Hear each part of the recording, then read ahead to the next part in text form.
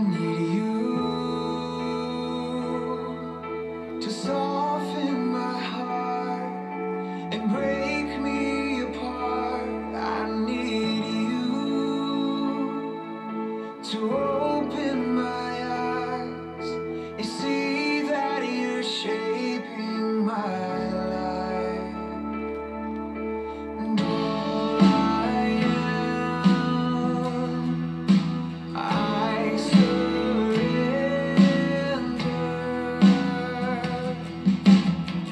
Give me faith, trust what you say, that you're good and your love is great. I'm broken inside, I give you my life.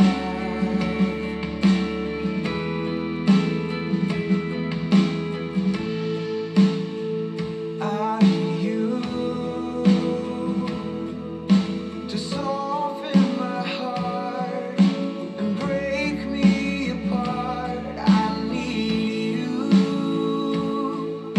to pierce through the dark and cleanse every part of me.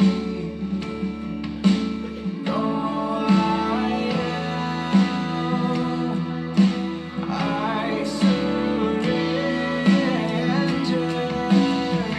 Give me faith, trust what you say, that you're good and your love is great. I'm broken inside, I give you my life.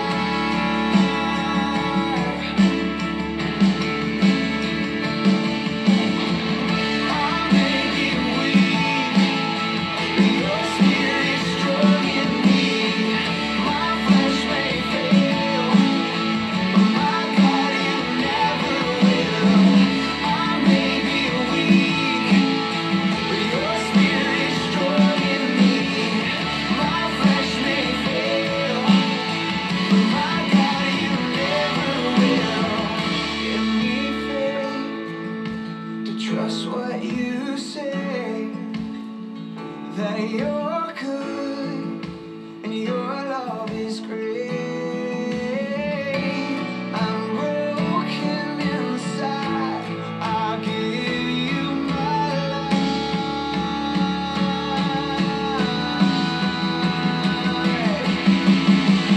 Give me faith to trust what you say,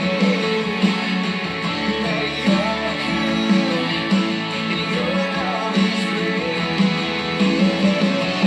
I'm broken inside, I give you my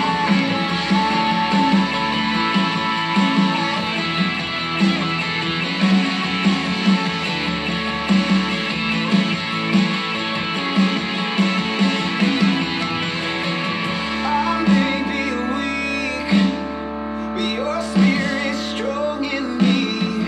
My flesh may fail, but my God, you never will. I may be weak, but your spirit's strong in me. My flesh may fail, but my God, you never will. I may be weak, but your spirit's strong in me. My flesh may fail, but my God, you never will.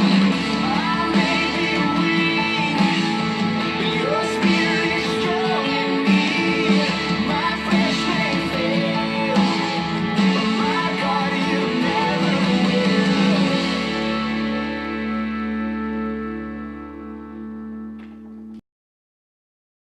Thank you, Rebecca. Thank you for that song. We have many people here this morning. So I do want to just quickly explain what this series has been about. So since last March, almost a year, we've been going through the book of James. And you may be confused when you see this title, When Life's Hard. When life is too hard to stand, kneel. So in life, you may be experiencing struggle and you may have frustrations. You may feel that you can't get up. Well, whenever you feel you can't bounce back, you need to lean into the Lord and kneel and worship to Him. And He will help you pick everything back up and continue on with your life.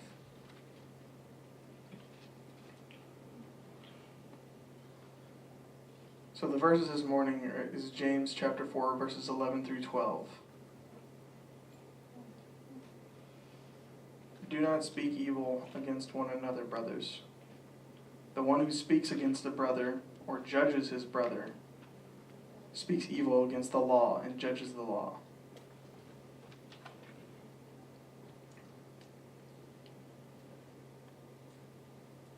But if you judge the law, you are not a doer of the law, but a judge. There is only one lawgiver and judge. He who is able to save and to destroy.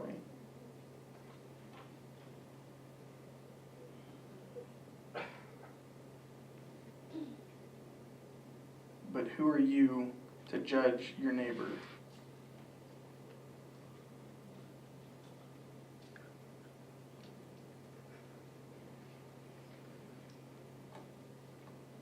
So in the opening of verse 11 it says, do not speak evil of one another. Don't. That's the point. About a week or two ago, we talked about needing to submit yourself to God. And if you feel you can't submit and you talk negatively of other people,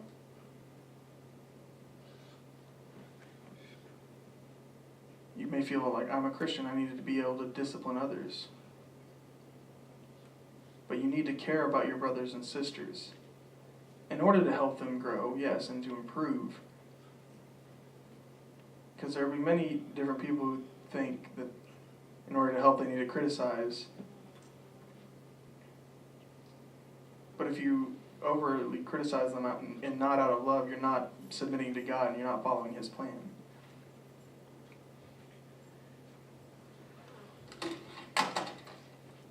I pulled a verse from Matthew chapter 22, verses 37 through 39.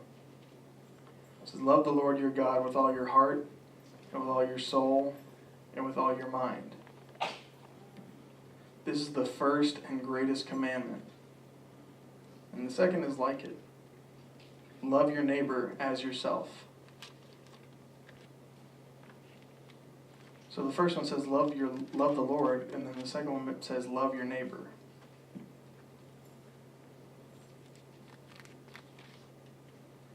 So I know it says evil, and it might not just mean speaking negatively of others. Whenever you criticize other people, because I know we do often criticize, I'm guilty too. And maybe you may feel, I don't do that, but if you look here, it's called silencing slander. You may feel inside, and maybe in the back of your mind, you may have thoughts that feel negative about other people, even in your thoughts. And that's what I call silencing slander. It may not be out loud and where other people can see or hear, but the point is you have those thoughts in your head and you have those feelings, and you're silently slandering people. You may feel negative about other people. You may feel negative about your neighbor. And that's what the Bible is emphasizing as well. You have to be careful about how you feel and how you think.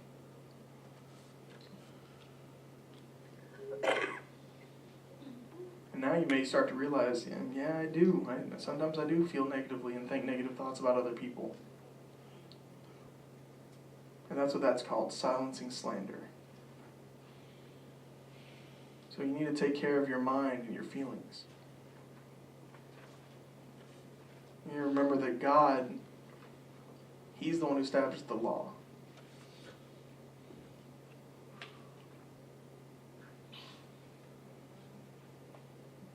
And you need to do good things. And in Matthew chapter 18, it says, I tell you, forgive your brother not 7 times, but 77 times.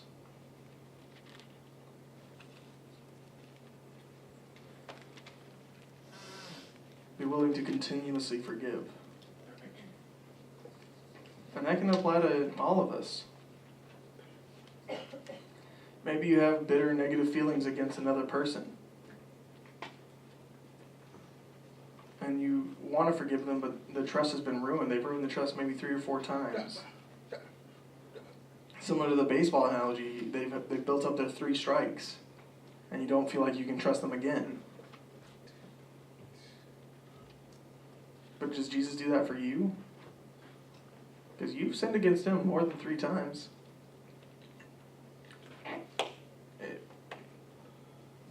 What if he decided after 3 times, you're no longer my child?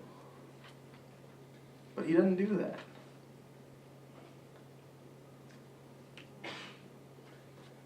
He's forgiven you for millions of things. He's forgiven you 1,000,000 times, and he will keep forgiving you. And that's why we need to forgive each other. Your friends, your neighbors, you have to give them another chance.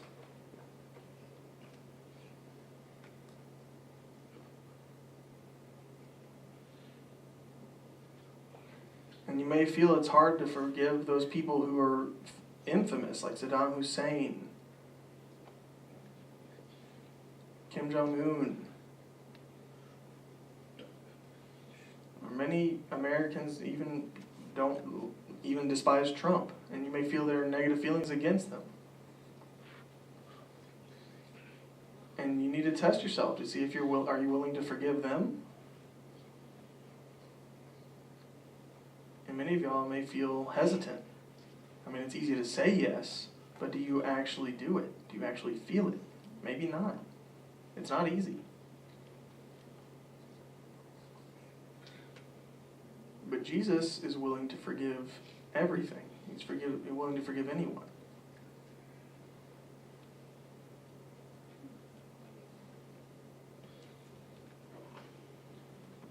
So that's why my opening is this phrase.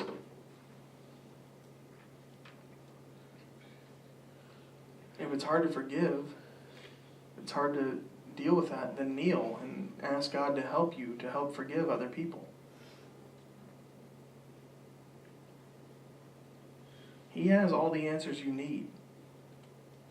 He knows he knows the struggles you're experiencing.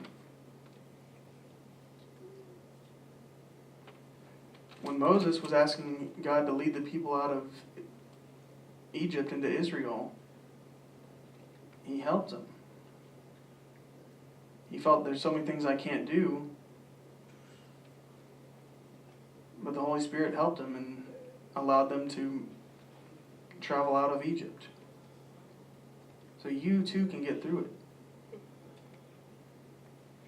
And that's a wonderful art that God has made, that he's so willing to help you get through things. So I want you to go ahead and challenge yourselves.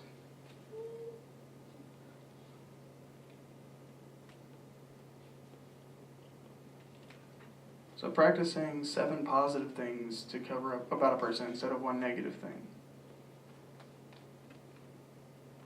Because if you have to think about 7 positive things before you can think about a negative, one speaks against his brother, or judges him, or speaks against the law. It's the law that God provided. You can't slander against other people. It's against God's law. If you say something evil about another person, or you try to tear them down, it means you don't care about them, you're not encouraging them. Criticism and encouragement are different.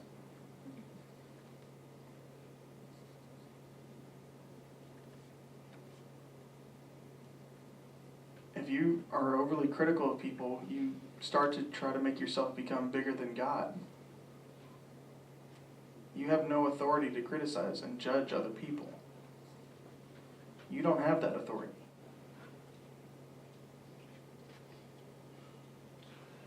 So God's already forgiven our sin. we would deserve death without his grace. But thankfully we're under the grace of God.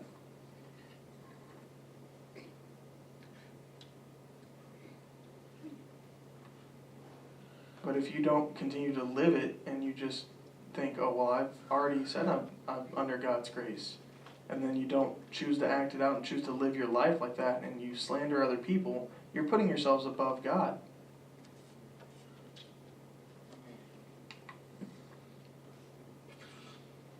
Because you're not perfect. And whenever you try to criticize others, you present yourself in a way that you think you're perfect and you think you're above God.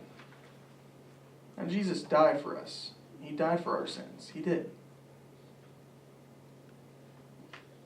But that doesn't mean that you have a free pass to continue sinning. That's why many people label people in churches as hypocrites. Because they say that, oh, God saved me, I have no more sin. That's not true. That's not what forgiveness means.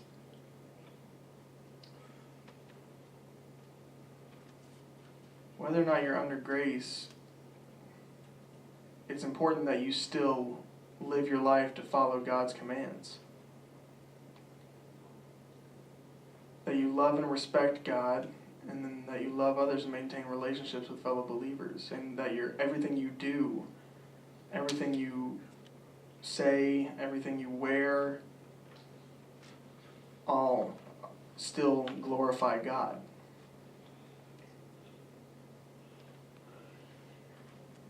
So that was the first commandment, is to respect the Lord. The second commandment was to love your neighbor as yourself. Those are the two big commands that God had given.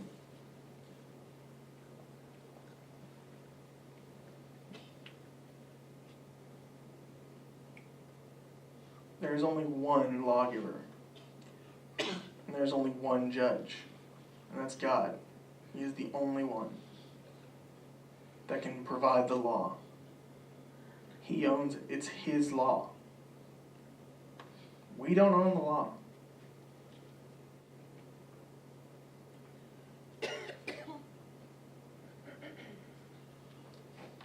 If you may feel there's not a law about something to do, then you may feel, well, that means I can make my own and I supersede that. It's not your decision. So you need to submit yourselves and put yourselves under God and follow his commands and obey him. So don't criticize each other. Don't tear each other down. Don't judge each other, and don't think negatively of other people. Just obey God. Allow him to own the law. Allow him to be the judge. Our responsibility is to serve through action. Last week we mentioned, if you fall, should the other person attack you? No, they should take that moment to share with them.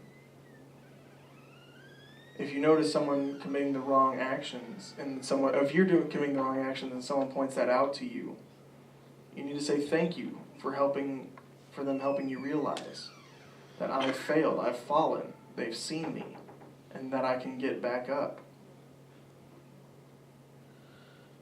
And they can see me maintain my relationship with God.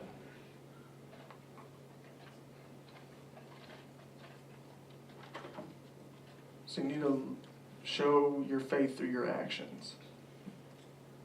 Because talk is no good. I mean, I know myself, I make many mistakes. And when I do, I try to just say I'm sorry. And I'm happy that they caught my mistakes and they noticed my actions. And I say thank you. And then I need to just take a moment to pray and ask God to forgive me of my sins.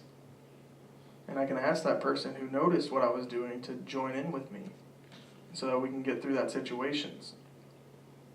And they can help me and pray with me. Because neither one of us are perfect. But that's a beautiful way to connect with other believers, with other people.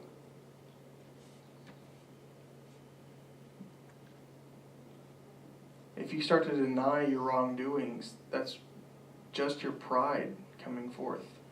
And that can be dangerous. It can cause you to destroy yourself. Pride can lead to destruction. We need to be able to grow and walk with Jesus every day. And to see your growth within the Spirit.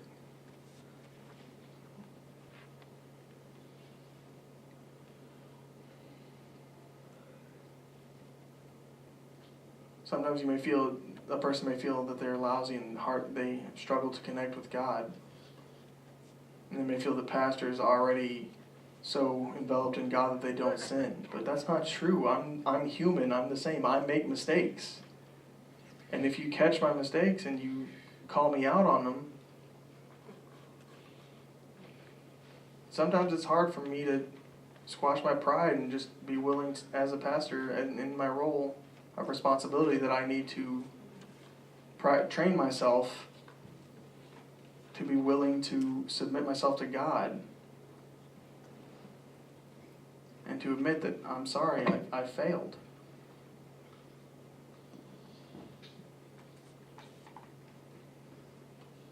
That's called submitting. It's just humble yourself and be willing to admit your mistakes.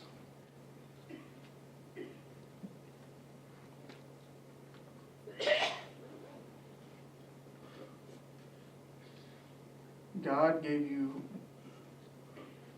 the command to obey Him and to not destroy things.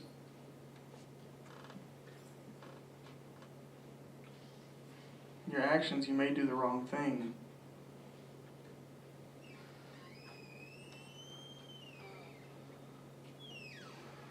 And whenever you do that wrong thing, you need to admit that you've done wrong, change it, and then be willing to share with others what you did wrong. So you can provide an example of, because actions are powerful. So now I have a question. Who are you?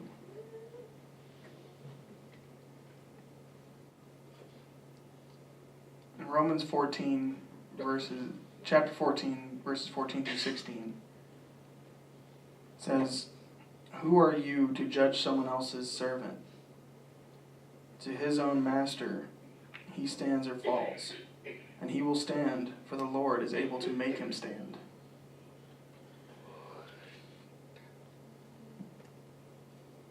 And so what does that mean? If you notice a brother and sister in Christ do something wrong, it's not your job to criticize them. Instead,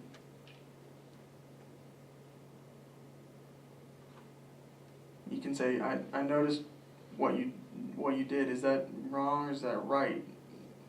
And allow the person to analyze themselves. Don't say, "Oh, you're wrong." Because that immediately shuts down that conversation. It doesn't allow for growth. Because that comment starts off as negative. You may feel that, oh, we're deaf, we enjoy being direct. But no one likes criticism. You can still be direct with love and with care and being gentle without using negativity. You can.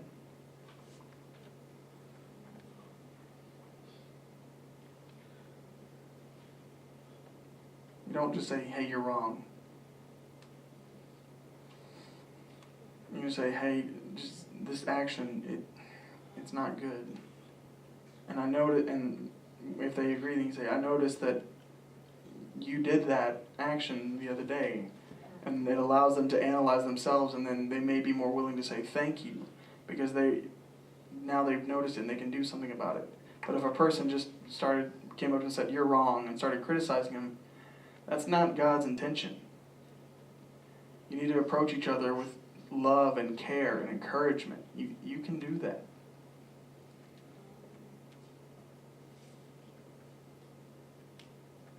So you need to analyze 4 things. And see if they See if you identify with these. Are you a sinner? Do you have shortcomings?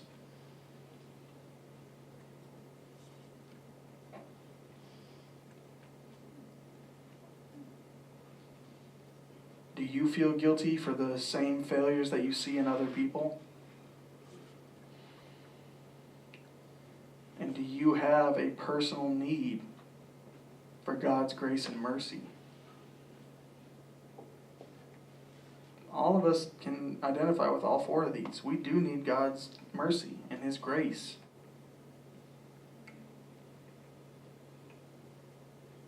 So I want you to think about whenever you're criticizing, many church members criticize each other and are interested in rumors.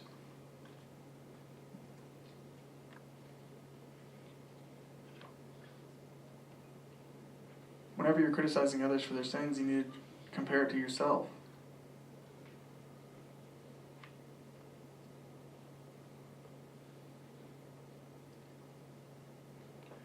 Whenever you start spreading rumors, yeah, people may enjoy it, but God doesn't enjoy that. And some people may feel there's a difference between a small white lie and a much bigger lie, but God doesn't see the difference. He feels that even if it's a small lie or you're completely slandering someone, they're both sin.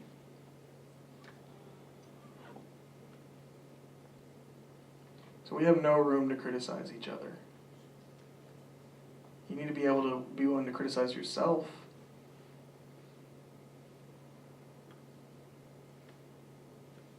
And be willing to admit, whenever someone calls you out, be willing to admit, oh, you're right, I was wrong. Because maybe God's using that person. It doesn't even necessarily have to be a Christian. But if they do call you out, you can then use that opportunity to witness to them. And you can say, thank you, you're right. God used you to point that out for me. It's a good opportunity to witness to other people.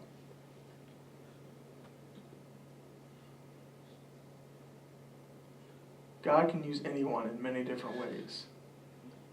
And it can be in a small way or a big way.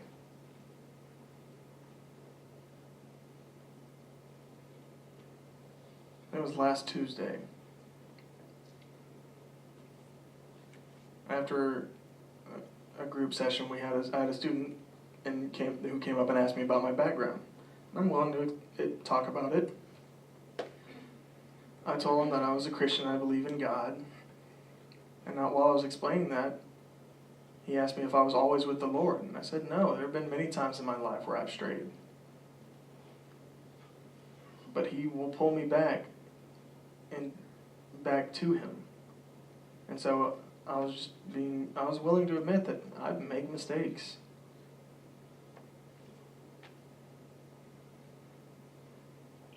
Because God's seen me at my worst time.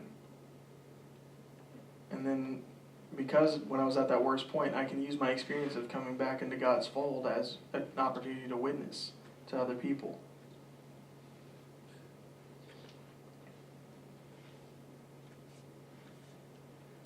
We mentioned it 2 weeks ago. You can't ask God for specific things. You have to be willing to just share with God how you feel, and He will make everything right with you. Because if you try to say, oh, I want this, and I want this, and I want this, you're trying to control God. But if you're willing to admit everything that you're doing wrong, but those comments He hears. Because that can be part of your testimony. Your testimony can be powerful.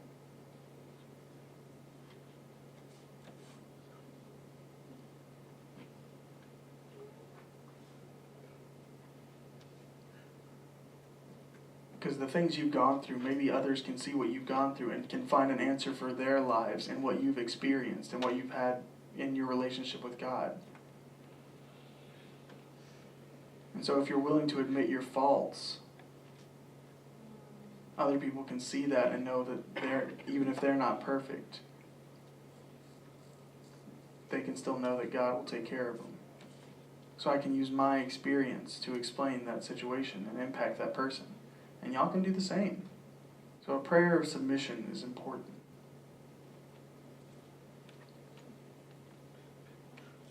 We also need to analyze our prayers. What are we doing with our lives?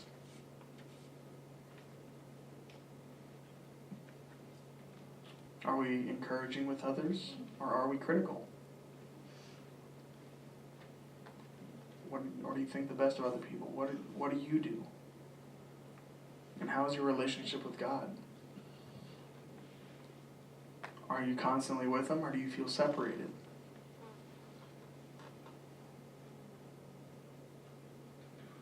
Are you willing to share your personal testimony?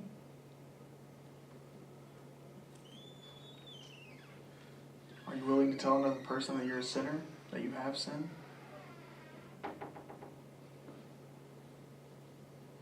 Are you willing to share the faults of your past? Or do you like to keep your life private? Just to let you know, your life shouldn't be a secret. You may feel, well, other people will judge me. So what? God will take care of you.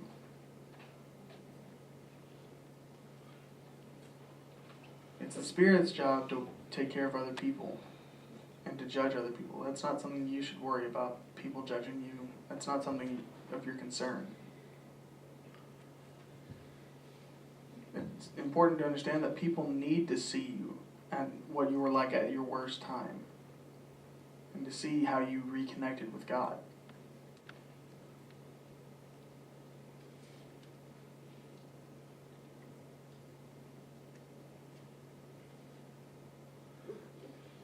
Maybe you feel there's no excuse.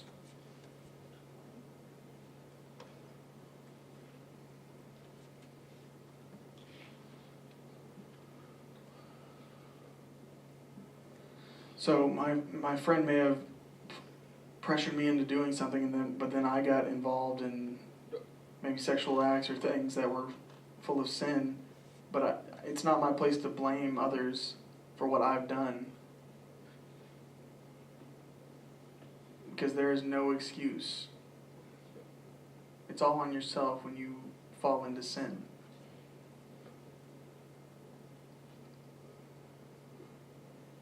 People will blame other people for their sin.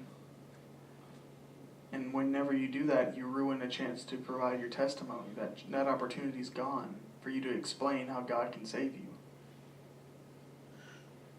and encourage others. So going back to what I mentioned earlier, you can't criticize other people. That's evil. Those negative words it's speaking evil. You need to be willing to encourage others and to remain positive.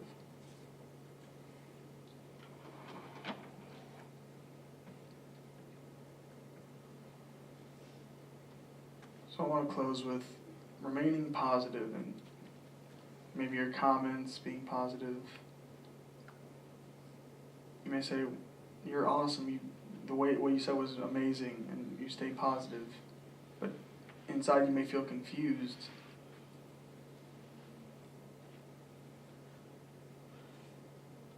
How can I have a relationship with God? How do I portray that? You need to use yourself as an example and be willing to ask for help. And be willing to talk with love and not criticize each other with negativity.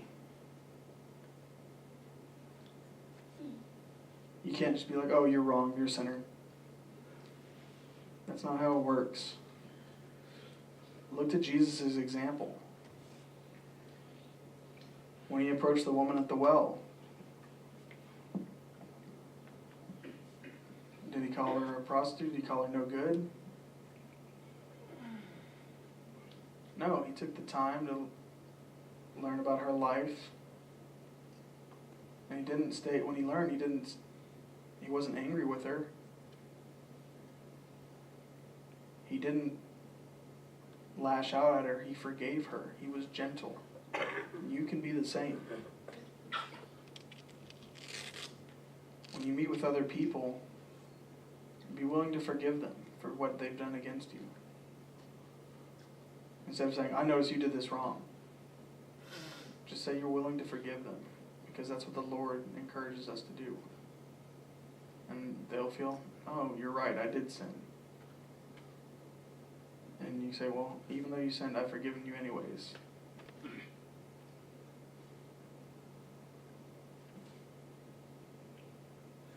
You need to be the same as Jesus is in his example, to be willing to show love to everyone.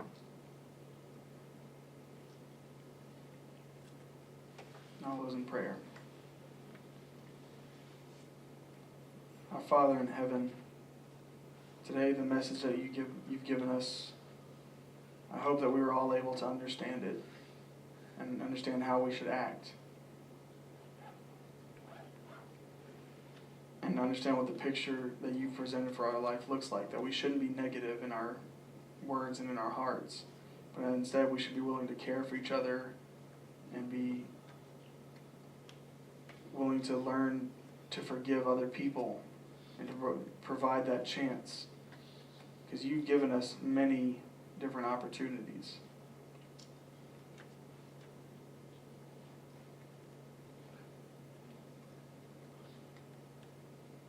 For every single thing that we've done, we shouldn't count different strikes against people. We should forgive no matter what they do, because you've given us so many there's been millions of times where you've forgiven us. And we can only understand a fraction of your love. And we thank you for your message this morning. And I hope that they are able to go and spread that message to others this morning, and for those people in their lives, and share their testimony with others. Because I know you can use the situations in their lives as a message for you. You're powerful. We don't need to doubt you. We know that you can do it.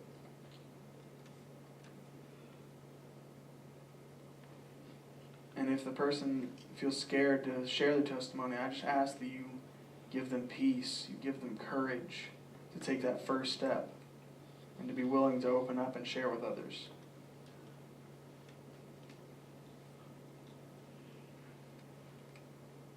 That they're not worried about what other people will say, that you provide them with peace that only you can, Lord.